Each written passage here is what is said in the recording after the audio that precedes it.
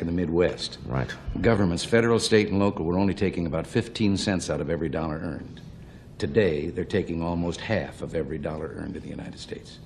And most people don't realize it because the taxes are hidden in the so-called business taxes. You know, the politician that stands up and yells, oh, let's save the little man, let's tax business, and everybody yells hooray. But they haven't figured out that every tax on business is just a part of the cost of production. And the customer winds up paying it when he buys the product. It's a hidden sales tax. There's 116 of them in the suit of clothes that each one of us is wearing. Suppose a lot of economists have suggested, and I don't know that it'll ever come to be in this country, that if they closed all of the loopholes and corporations and maybe tax loopholes and even on the rich certain loopholes and made a percentage income and made a flat fee without all of the deductions, that the government might raise as much money as they do now. Oh, sure. And really, the loopholes, this has been overdone by the politicians, too. No. The bulk of the money that is taken by what are called loopholes are the legitimate deductions with which, if the people didn't have them, they couldn't pay their income tax. Interest on their mortgage, interest on the installments on their car, their property taxes on their home, if they have one, and so forth. These are, in politicians' eyes, loopholes. But we ought to have tax reform, and we ought to start by making it so simple that you don't have to hire a lawyer to find out how much you owe every year. That's for sure. It used to be a little simplified, but not anymore. Johnny, we live in the only country in the world where it takes more brains to figure out your income tax than it does to earn the income. That'd be right. We've gotten in the habit over the last 40 years of thinking that government has the answers.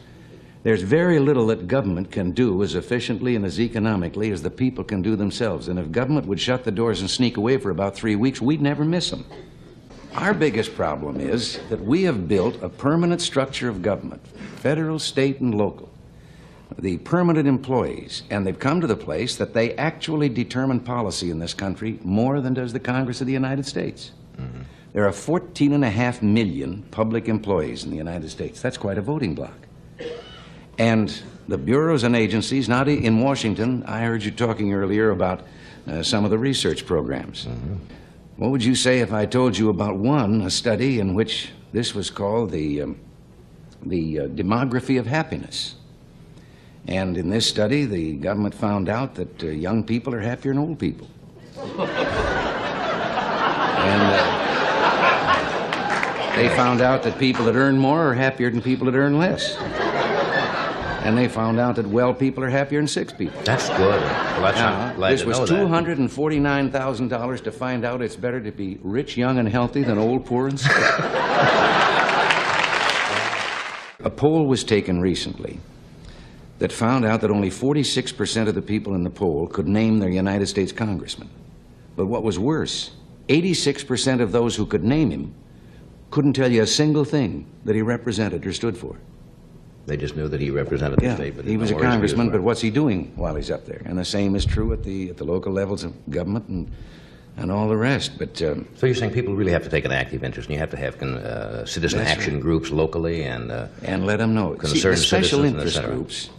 Now, the special interest groups aren't, as everyone thought, big, powerful business interests or something that are going to persuade government to do things. As a matter of fact, I don't know anyone with less influence today in government than business.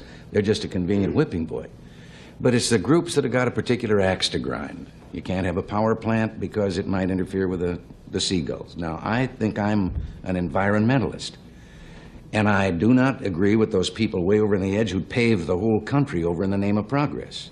But also, I don't like those on the other extreme that won't let you build a house unless it looks like a bird's nest. Someplace in the middle, we got to allow people our ecology too. Right. Well, this kind of group, and they want their particular program. Hundreds of dollars have been added to the cost of an automobile, putting gadgets on it to clear up the air. We're the only country in the world that's set out to do it that way. When budget deficits are what's causing inflation, I don't see that there's any room to be on either side of that argument. Yeah, I think the answer to curing inflation is a balanced budget. Now, how do you do that? I mean, how do you balance the budget? Well, balancing the budget is like protecting your You don't spend more than you take in, right? No, it's like protecting your virtue. You have to learn to say no.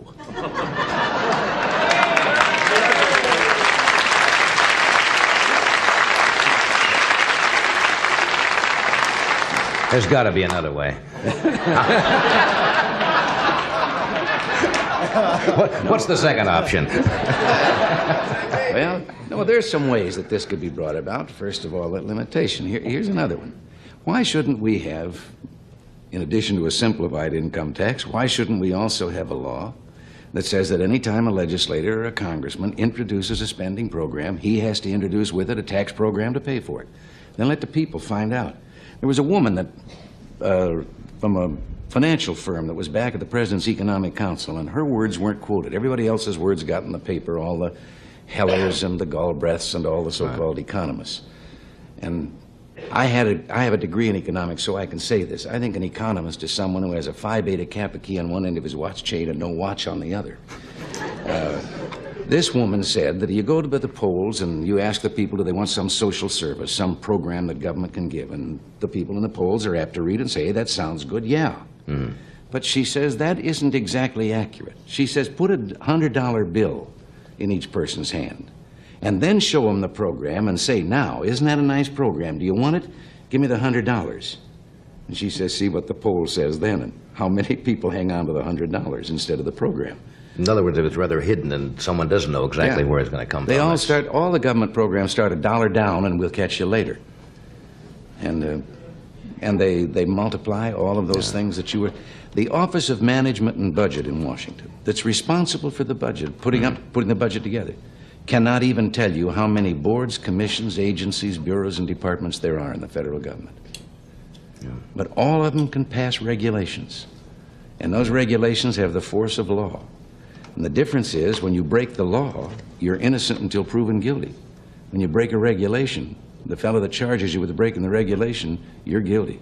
Right. And if you want to take him to court and prove you're innocent, that's up to you. Right. And all of these are things that yes, we can trim the budget. There's enough fat in the federal government that if you rendered it, you could wash the world. Maybe it's time for realignment between people who might find themselves in the wrong parties. Mm-hmm. Maybe there are some people still voting.